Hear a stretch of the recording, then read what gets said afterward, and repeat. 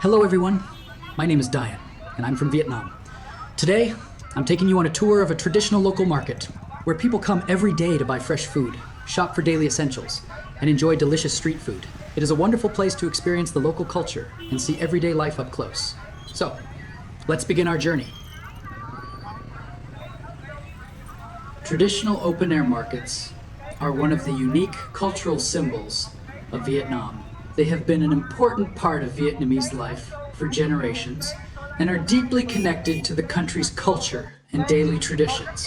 More than just places to buy and sell goods, these markets are where people gather, socialize, and experience the vibrant spirit of the local community.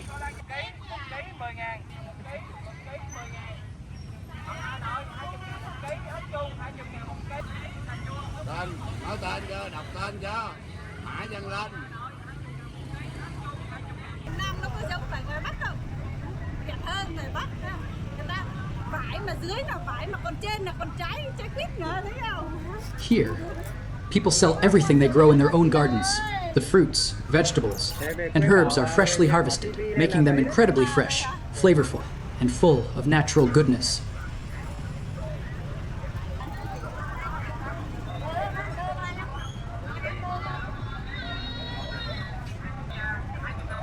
If you enjoyed this video, don't forget to subscribe to the channel and join me on future adventures. In the next videos, we'll explore the hidden side of Vietnam's beautiful untouched landscapes, authentic local cultures, peaceful countryside villages, and breathtaking scenic destinations that many tourists never get the chance to discover. I can't wait to share these incredible places with you.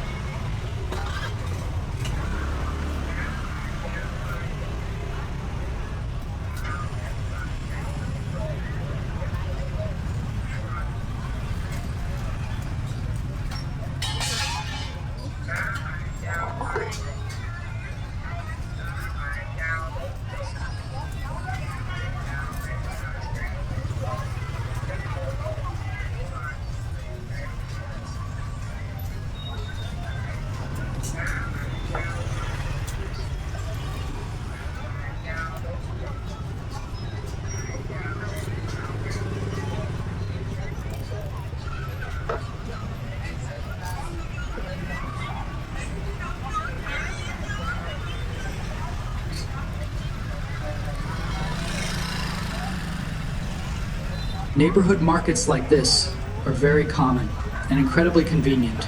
You can usually find one just a short walk or ride from your home, making it easy to buy almost anything you need. There are many things like fresh produce, meat, and household essentials.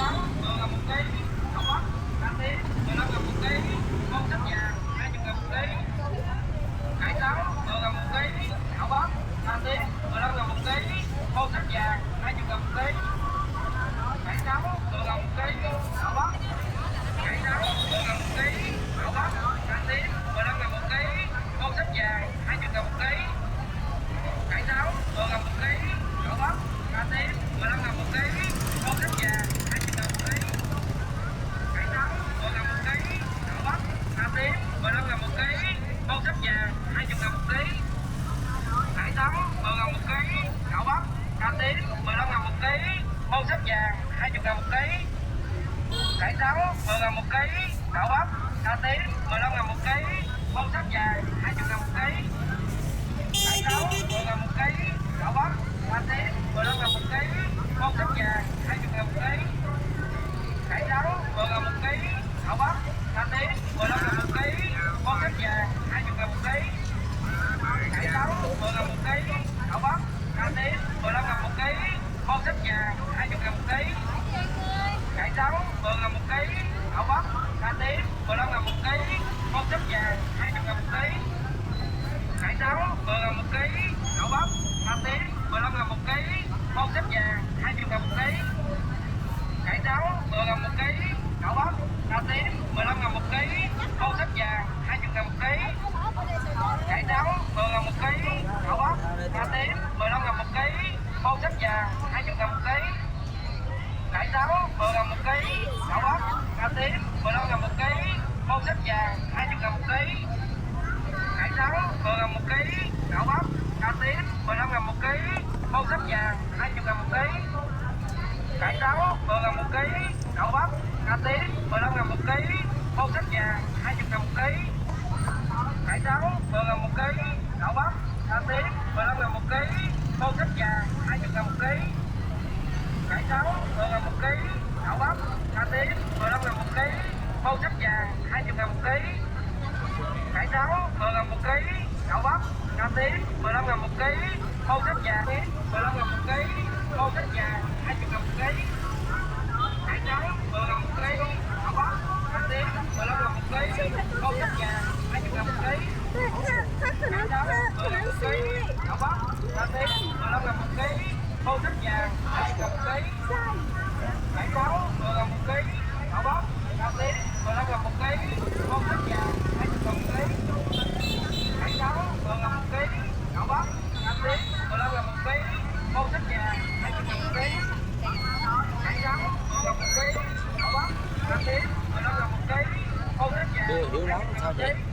Ai nói gì? vừa là 1 ký, đậu bắp, cà tím 15.000 một ký, bông sắt vàng 20.000 một ký, cải trắng vừa là 1 ký, đậu bắp, cà tím 15.000 một ký, bông sắt vàng 20.000 một ký, cải trắng vừa là 1 ký, đậu bắp, cà tím 15.000 một ký, bông sắt vàng 20.000 một ký, cải trắng vừa là 1 ký, đậu bắp, cà tím 15.000 một ký, bông sắt vàng 20.000 một ký, cải trắng vừa là 1 ký, đậu bắp, cà tím 15.000 một ký, bông sắt vàng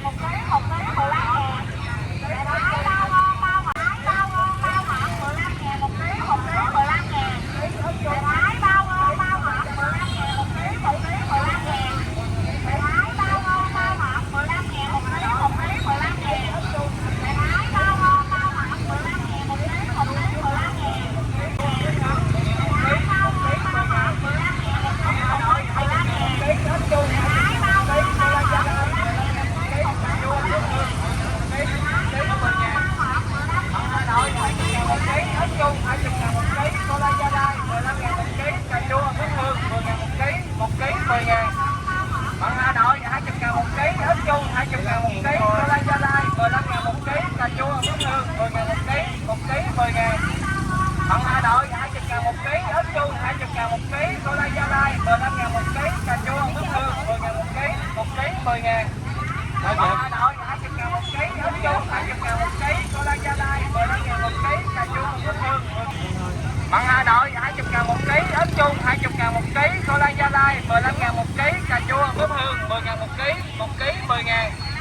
Mận Hà Nội 20 ngàn một ký, ớt chuông 20 ngàn một ký, cô la Gia Lai 15 ngàn một ký, cà chua Phước Hương 10 ngàn một ký 10 ngàn. Mận Hà Nội 20 ngàn một ký, ớt chuông 20 ngàn một ký, cô la Gia Lai 15 ngàn một ký, cà chua Phước Hương 10 ngàn một ký 10 ngàn. Mận Hà Nội 20 ngàn một ký, ớt chuông 20 ngàn một ký, cô la Gia Lai 15 ngàn một ký, cà chua Phước Hương 10 ngàn một ký 10 ngàn.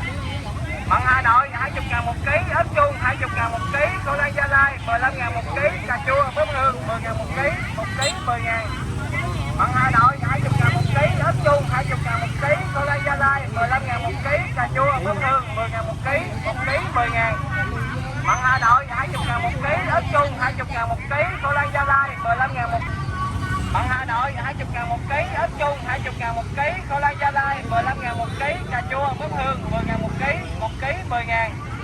Mận Hà Nội 20 ngàn một ký, ớt chuông 20 ngàn một ký, cô la Gia Lai 15 ngàn một ký, cà chua Phước Hương 10 ngàn một ký 10 ngàn. Mận Hà Nội 20 ngàn một ký, ớt chuông 20 ngàn một ký, cô la Gia Lai 15 ngàn một ký, cà chua Phước Hương 10 ngàn một ký 10 ngàn. Mận Hà Nội 20 ngàn một ký, ớt chuông 20 ngàn một ký, cô la Gia Lai 15 ngàn một ký, cà chua Phước Hương 10 ngàn một ký. Người đó còn với ông cứ ông nè. Mận Hà Nội 20 ngàn một ký, ớt chuông 20 ngàn một ký, cô la Gia Lai 15 ngàn một ký, cà chua Phước Hương 10 ngàn một ký 10 ngàn. Mận Hà Nội 20 ngàn 15 ngàn một ký, cà chua Phước Hương 10 ngàn một ký 10 ngàn. Mận Hà Nội 20 ngàn một ký, ớt chuông 20 ngàn một ký, cô la Gia Lai 15 ngàn một ký, cà chua Phước Hương 10 ngàn một ký 10 ngàn. Mận Hà Nội 20 ngàn một ký, ớt chuông 20 ngàn một ký, cô la Gia Lai 15 ngàn một ký, cà chua Phước Hương 10 ngàn một ký 10 ngàn. Mận Hà Nội 20 ngàn một ký, ớt chuông 20 ngàn một ký, cô la Gia Lai 15 ngàn một ký. Bán mặn là tên là Điểu Văn Tài nha. Họ Điểu Văn Tài để theo là Tài rẻ chuyên bán mặn Bắc ở ngã tư Đông Bù Lệnh, rất là nhiều mặn.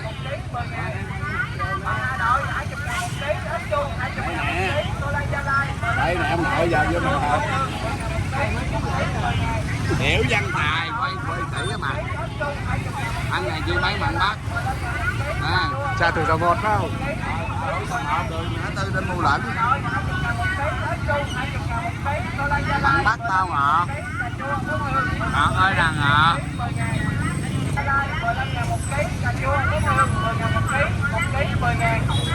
Mận Hà Nội 20 ngàn một ký, ớt chuông 20 ngàn một ký, cô la Gia Lai 15 ngàn một ký, cà chua Phước Hương 10 ngàn một ký 10 ngàn. Mận Hà Nội 20 ngàn một ký, ớt chuông 20 ngàn một ký, cô la Gia Lai 15 ngàn một ký, cà chua 1 ngàn một ký, ớt chuông 20 ngàn một ký, cô la Gia Lai 15 ngàn một ký, cà chua Phước Hương 10 ngàn một ký 10 ngàn. Mận Hà Nội 20 ngàn một ký, ớt chuông 20 ngàn một ký, cô la Gia Lai 15 ngàn một ký, cà chua Phước Hương 10 ngàn một ký 20 ngàn một ký, cô la Gia Lai 15 ngàn một ký, cà chua Phước Hương 10 ngàn một ký 10 ngàn.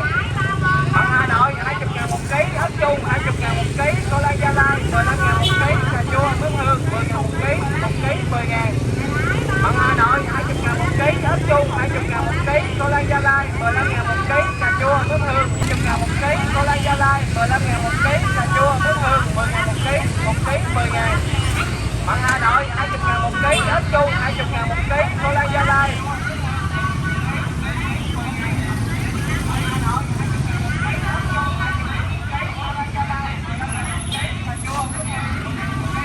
Mãi Đăng Lâm chuyên bán bắp Mỹ rồi chuyên về bắp Mỹ và bắp nếp, cải trắng cải đỏ hậu hòa nè. Đấy, nó chèn không?